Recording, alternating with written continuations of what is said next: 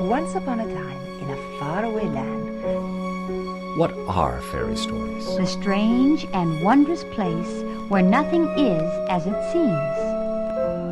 Magic mirror on the wall. Who is the fairest? Fairy is a perilous land. Before she found herself falling down what seemed to be a very deep It well. is the place you visit A world in your of dreams. myth and magic. when the clock began to The chime evening midnight, stars sail down through the A sky. mysterious voice began calling to the sad She princess. pricked her finger with her needle. 3 drops of blood fell on the In a small trance, white she finger. followed the haunting peered sound into the up a hollow winding tree. stairway to the top of the You tower. can read along with me in your book.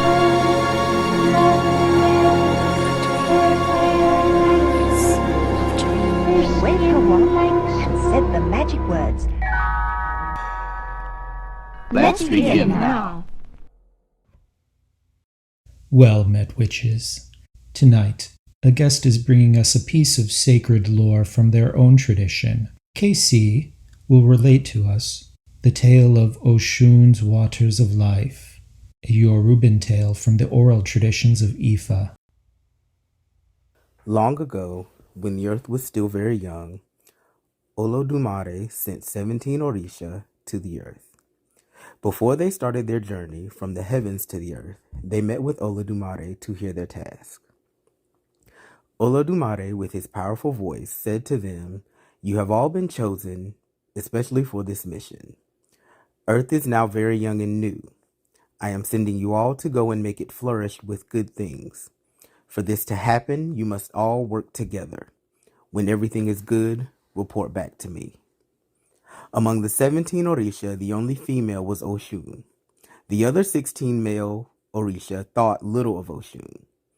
Because she was very beautiful, they thought that she was much too delicate for such a task. When the 17 Orisha arrived on earth, they very quickly started to get to work.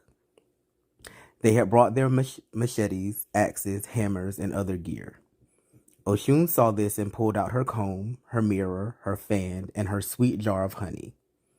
They laughed at the sight of her tools and said to her, "Oshun, do not worry yourself. Go home to do your womanly things. We can handle this task without you." Rejected and hurt, Oshun ran away. But she did not go back home. She hid in the forest. Nature flourished around her, and she made a beautiful home for herself, away from those who did not appreciate her or her sacred divine attributes. Many months later, the other 16 Orisha were struggling. Everything they did was going wrong. Whatever was built up would fall down. Rain had not fallen to nourish the earth in a very long time. Sickness was spreading around rampantly. The entire world was a great mess. Soon, Olodumare called for them to return to him. When they arrived, they hung their heads down in shame. Olodumare counted them. There were only 16. "Where is Oshun?" Olodumare asked of the other Orisha. "We have failed you," they said. "We sent Oshun off, and everything we did after that, it was unsuccessful." Olodumare nodded as she understood the true root of the problem. "You must find Oshun and beg her for forgiveness. Only Oshun can change the misfortune that has come upon the earth." The 16 Orisha immediately headed back to the earth and searched for Oshun. They searched day and night.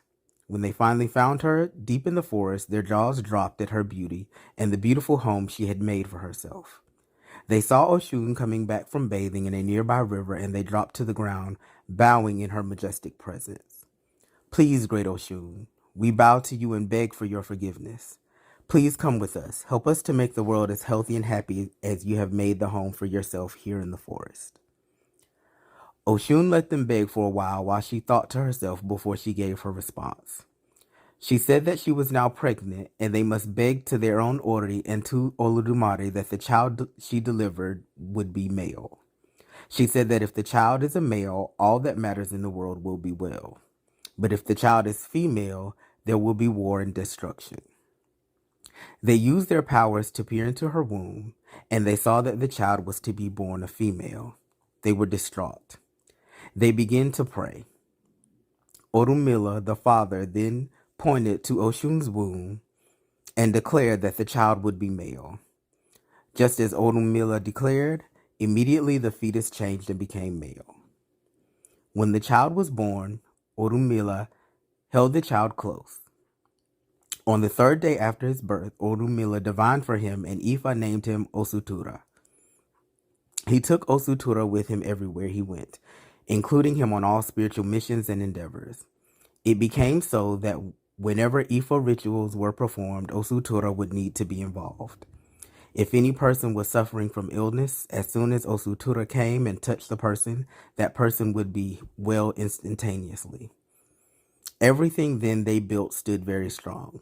The rivers filled, the trees grew, and everyone was healthy and happy. They were all dancing and rejoicing, giving eternal praise to Oshun, Orunmila, and Osutura. Olodumare looked and saw this, and he was very happy. Not just because the world was good, but because the Orisha had learned to respect and honor each other. For all of them were special, and only together could everything be good. And most importantly, that the male Orisha had learned to respect and honor the female Orisha, and had learned that without honor to women, nothing will ever be prosperous or even possible. Oshun was proud and very happy that her son was deeply involved in the good work of Ifa. It was then proclaimed, from today on, all women, without any exception, they must not know Oro. They must not enter the shrine of Egun. Egun must not come out in their presence. This must be observed also as a taboo. But all of the things you are doing, you must involve Oshun in them. Their lives then become smooth. They say that if someone is pounding yams without the knowledge of Oshun, his or her pounded yam will not be smooth. If someone is preparing okra without involving Oshun in it, his or her food will not come out fine. We will involve Oshun in whatever we do. We will involve Oshun in all of our deliberations, our great mother who must be present in every important deliberation. We will involve Oshun in all of our deliberations.